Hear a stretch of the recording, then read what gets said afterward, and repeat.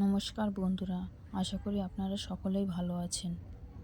আজ আমি আপনাদের সাথে সোয়াবিনের রেসিপিটা শেয়ার করব।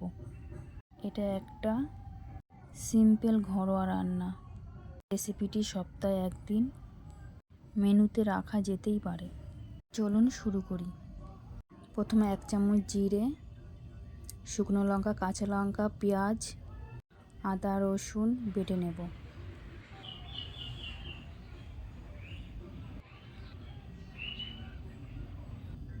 কড়াইটা গরম হলে সর্ষের তেল দিয়ে দেবো।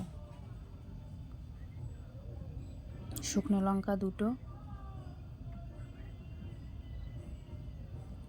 1 চামচ জিরে, তারপরে আলুটা দিয়ে ভালো করে ভেজে নেব।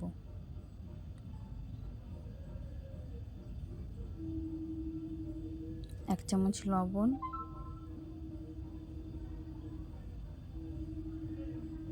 বাটা মশলাটা দিয়ে দেব।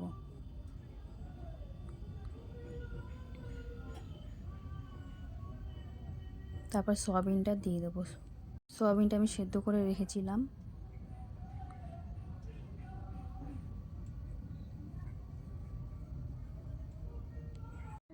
এক চামচ লবণ,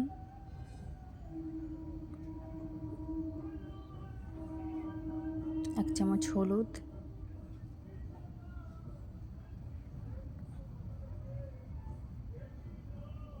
টমেটো,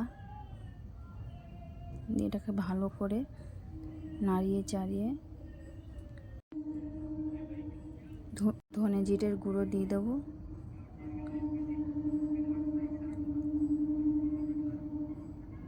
ভালো করে কষিয়ে জল দিয়ে দেবো।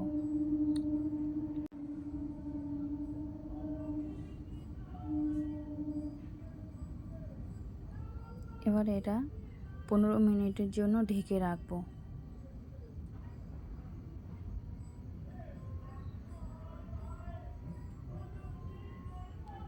তারপর গোটা গরম মশলাটা বেটে নেব।